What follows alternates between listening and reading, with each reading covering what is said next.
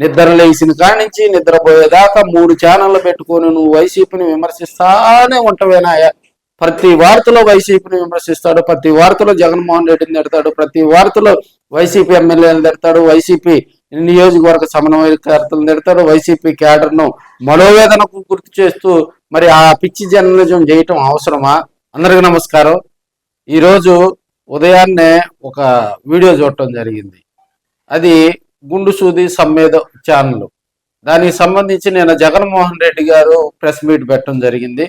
ఆయన జగన్మోహన్ రెడ్డి గారికి సంబంధించి రాయలసీమ ఎత్తిపోతల పథకాలు, అదేవిధంగా రాష్ట్రంలో జరుగుతున్న పరిస్థితుల గురించి, వైసీపీ ప్రస్తుతం ప్రతిపక్షంలో ఉంది కాబట్టి దానికి సంబంధించి కొన్ని ఉదాహరిస్తూ కూడా ఆయన ప్రెస్ మీట్ పెట్టుకోవటం జరిగింది.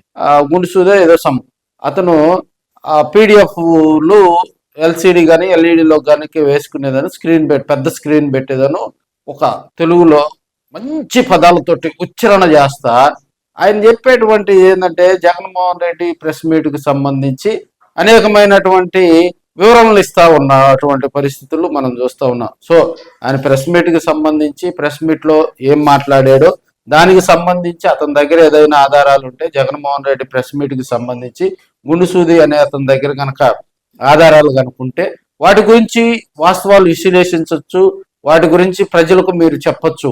ఇదిగో జగన్మోహన్ రెడ్డి గారు నిన్న ప్రెస్ మీట్లో ఈ అంశం మాట్లాడారు, సాక్షిలో ఈ అంశం వచ్చింది, సో దీనికి సంబంధించి వాస్తవాంశం ఇది అని చెప్పి పాత వీడియోలు ఏదైనా చూపించి ఒక జర్నలిస్టుగా వివరణ ఇవ్వచ్చు. ఇన్ని ఫోటోలు ఏంది, సాక్షి పేపర్ కానీ సాక్షి ఛానల్ ఉంటే ఏ వార్తలైనా రాసుకోవచ్చు.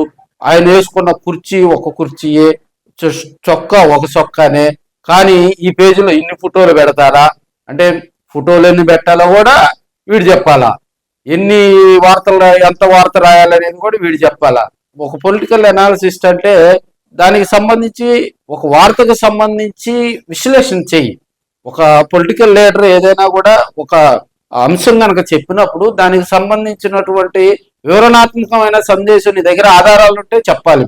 అంతేగాని ఏ సొక్కా వేసు, ఏ ప్యాంట్ వేసుకున్నాడు, ఏ కలం పట్టుకున్నాడు, ఏ కుర్చీలో కూర్చుకున్నాడు, ఇవే జర్నలిజంలో చెప్పేది. నువ్వు పొద్దున్నే ఎల్ఈడి స్క్రీన్ లో పెట్టుకొని పెద్ద పీడిఎఫ్ పేపర్లు చూపిస్తా నువ్వు చెప్పే జర్నలిజం అంటే ఎంత వార్త రాయాలి, ఒక న్యూస్ పేపర్కు సంబంధించి ఏ హెడ్లైన్ పెట్టాలో కూడా నువ్వు విశ్లేషిస్తావా?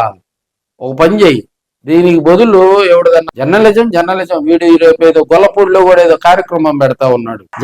వీళ్ళంతా జర్నలిస్టులు అని చెప్పుకొని ఇన్ని రోజులు వాస్తవ పరిస్థితులు జనాలకు తెలియకుండా ఒక పార్టీకి కొమ్ము గాయటం, ఒక ఎమ్మెల్యే దగ్గరకు పోయి వాళ్ళు గందరగోళాలు సృష్టించడమే ఇతను చేసేటువంటి పని.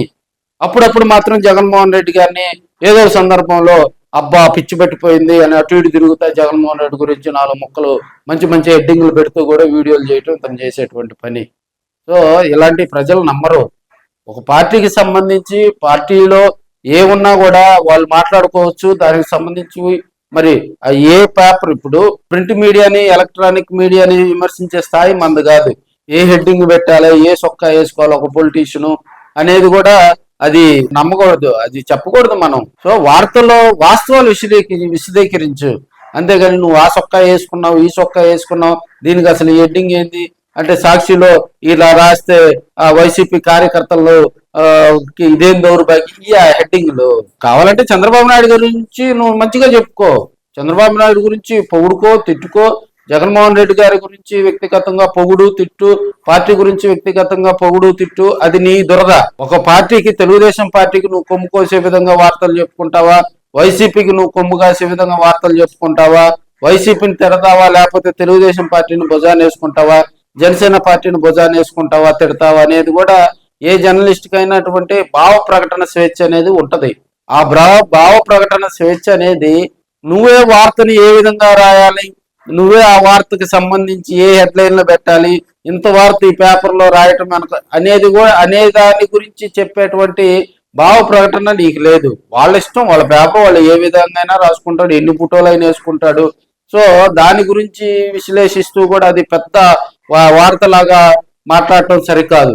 ఒక పార్టీని భుజానేసుకొని మరొక పార్టీని విమర్శించేది జర్నలిజం కాదు. జర్నలిజం అంటే దానికి కొన్ని హద్దులు ఉంటాయి, కొన్ని ఇది ఉంటది.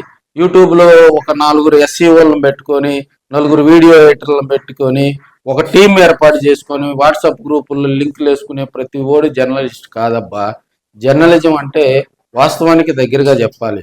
నిన్న జగన్మోహన్ రెడ్డి గారు ప్రెస్ మీట్లో అక్కడ ఏం మాట్లాడారు, ఆ ఎత్తిపోతల పథకాల గురించి, ఆ రాయలసీమలో జరుగుతున్నటువంటి పరిస్థితుల గురించి, రాష్ట్రంలో కూటమి ప్రభుత్వం అధికారంలోకి వచ్చినటువంటి పరిస్థితుల గురించి ఆయన బాధ ఏదో ఆయన చెప్పుకుంటా ఉన్నారు. సో నీకు అవకాశం ఉంటే దాని గురించి ప్రజలకు వివరించు. ఇదిగో జగన్మోహన్ రెడ్డి గారు, మీరన్నా ఈ రాయలసీమకు సంబంధించి ఆ ఎత్తిపోతల పథకానికి కానీ మిగతా ఇతరితర సమస్యలకు కానీ, ఇదిగో కూటమి ప్రభుత్వం చేస్తున్నటువంటి అభివృద్ధి సంక్షేమ కార్యక్రమాల గురించి మీరు ఈ విధంగా విమర్శించారు. దానికి సంబంధించి ఇదిగో ఆధారాలతో సహా మా దగ్గర ఉన్నాయి. అదేవిధంగా గతంలో వైసీపీ ప్రభుత్వంలో ఫలానా సంక్షేమ కార్యక్రమానికి మీరు ఇంత ఖర్చు పెట్టారు, ఇంత వృధా చేశారు. ఇప్పుడు కూటమి ప్రభుత్వం ఇదిగో ఇంత ఖర్చు పెడుతుంది, ఇంత సేవ్ చేస్తుంది. ఈ విధంగా చెప్పుకోండి. దాని గురించి ఏ జర్నలిస్టు కూడా ఎవరిని కూడా కించపరచరు. సో అలా కాకుండా ఒక పార్టీని కించపరిచే విధంగా వైసీపీని నిద్రలేసిన కాడి నుంచి నిద్రపోయేదాకా 3 ఛానళ్ళు పెట్టుకొని నువ్వు వైసీపీని విమర్శిస్తానే ఉంటావేనాయా. ప్రతి వార్తలో వైసీపీని విమర్శిస్తాడు, ప్రతి వార్తలో జగన్మోహన్ రెడ్డిని తిడతాడు, ప్రతి వార్తలో వైసీపీ ఎమ్మెల్యేలు తిడతాడు, వైసీపీ నియోజకవర్గ సమన్వయకర్తలను తిడతాడు, వైసీపీ క్యాడర్ను మనోవేదనకు గుర్తు చేస్తూ మరి ఆ పిచ్చి జర్నలిజం చేయటం అవసరమా? ఒక పార్టీకి కొమ్ము కాసే వాళ్ళని ఏమంటారో ప్రజలు మీరే కామెంట్ రూపంలో తెలియజేయాలని కూడా తెలియజేసుకుంటా ఉన్నాం. ఇలాంటి నీచ వార్తలను కూడా ప్రజలెవరు నమ్మరు, ప్రజలెవరు విశ్వసించరు. మరి రాబోయే రోజుల్లో కూడా ముందు యూట్యూబ్ లో ఒకడు ఉండేవాడు పిచ్చోడు అన్వేషణ అని. వాడి పరిస్థితి ఏమైంది? గతంలో విదేశాల్లో తిరిగి ఏవో పిచ్చి పిచ్చి వీడియోలన్నీ చేసేవాడు. ఈరోజు వాడి పిచ్చి పరాకాష్ఠకి మారి సనాతన ధర్మం, మన భారతదేశ సంప్రదాయాలు, మన తెలుగు సంస్కృతులు తిట్టే స్థాయికి వాడికి వెళ్ళాడు. వాడు పిచ్చి బట్టి మాట్లాడుతున్నాడా, వెనకోడ నుండి నీబోటోడు మాట్లాడిస్తున్నాడా అనేది కూడా అర్థం కాని పరిస్థితి ఉంది. సో ఒక్కసారిగా కూడా వాడు ఈరోజు గ్రౌండ్ లెవెల్కి పడిపోయినటువంటి పరిస్థితి. రాజకీయాలు వేరు, జర్నలిజం వేరు. రాజకీయం నువ్వు ఏదన్నా ఒక పార్టీకి సంబంధించి రాజకీయంగా ఆ పార్టీని ఎత్తుకోవాలంటే నువ్వు కూడా ఆ కండ వేసుకొని కమ్మగా వీడియోలు చేయి, దానికి ఎవరు అబ్జెక్షన్ బెటరు. అంతేగాని నువ్వు జర్నలిజం ముసుగులో వైసీపీని తిడతా, వైసీపీ మీద విమర్శలు చేస్తా, వైసీపీ నాయకుల మనోభావాలను దెబ్బతీసే విధంగా మాట్లాడటం అనేది కరెక్ట్ కాదు.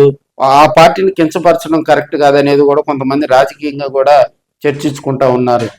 ఇతని మీద కందుకూరు ఎమ్మెల్యే గారు కూడా మన ఇటీవల కాలంలో కేసు పెట్టడం జరిగింది.